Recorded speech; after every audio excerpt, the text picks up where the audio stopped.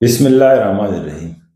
تحریک انصاف اور اسٹیبلشمنٹ کے درمیان مفاہمت کی خبریں پاکستان کے سیاسی منظرنامے میں اہم موڑ کی نشاندہی کر رہی ہے۔ گزشتہ چند ہفتوں سے ایسی اطلاعات سامنے آ رہی ہیں کہ فریقین میں مختلف نکات پر اتفاق رائے پیدا ہوا ہے، جس کے تحت سیاسی استحکام اور اداروں کے احترام کو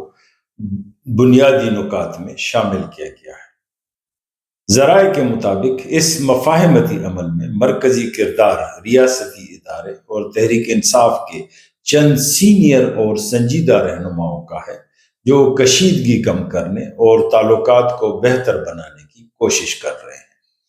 اس عمل میں بشرا بی بی کی رہائی کو بھی ایک مثبت اشارہ تصور کیا جا رہا ہے، اور مبصرین کا خیال ہے کہ یہ اقدام تحریک انصاف کو اعتماد میں لینے کی ایک کوشش ہے،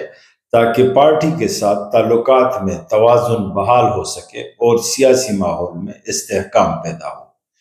مفاہمت کے اس عمل کے دوران ایک اہم نکتہ یہ بھی ہے کہ تحریک انصاف بظاہر اپنے سابقہ موقف جیسے فارم 45 کے تحت حلقہ جات کھولنے اور بعض دیگر مطالبات سے پیچھے ہٹنے پر آمادگی ظاہر کر رہی ہے،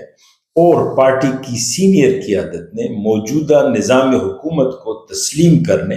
اور ریاستی اداروں کے احترام کے ساتھ سیاسی عمل میں آگے بڑھنے پر اتفاق کیا ہے۔ تجزیہ نگاروں کے مطابق تحریک انصاف اور اسٹیبلشمنٹ کے درمیان مفاہمت سیاسی صورتحال میں استحکام لانے کی کوششوں کا حصہ ہے، اور اس مفاہمت کا بنیادی مقصد بڑھتی ہوئی سیاسی کشیدگی اور معاشی بے یقینی کو کم کرنا ہے، جو گزشتہ کچھ عرصے سے ملک کی ترقی میں رکاوٹ ہے۔ سیاسی مبصرین کے خیال میں اسٹیبلشمنٹ کے لیے یہ ایک اہم قدم ہے کہ وہ اپنی غیر جانبداری برقرار رکھتے ہوئے سیاسی تنازعات کے حل میں اپنا کردار ادا کریں۔ ان کے مطابق بشرا بی بی کی رہائی جیسے اقدامات اعتماد سازی کے سلسلے کا حصہ ہے،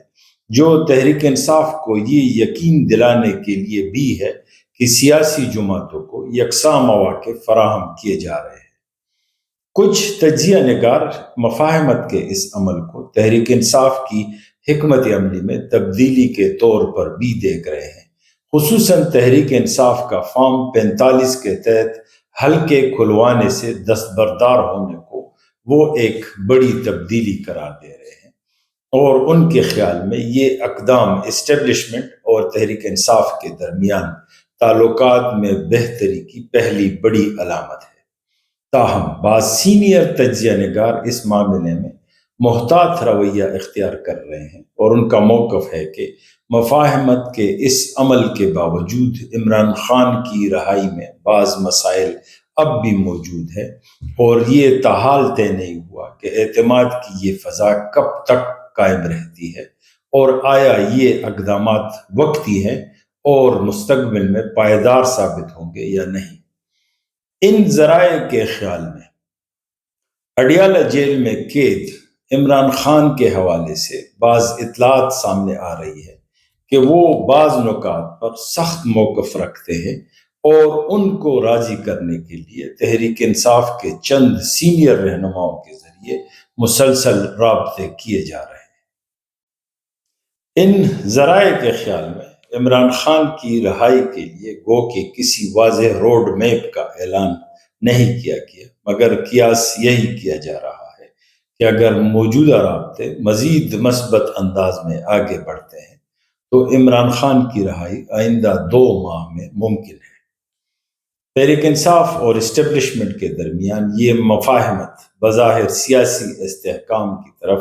ایک اہم قدم ہے، جس کا سب سے بڑا مقصد سیاسی استحکام کے ذریعے ملک میں معاشی استحکام لانا اور غیر یقینی صورتحال کا خاتمہ ہے۔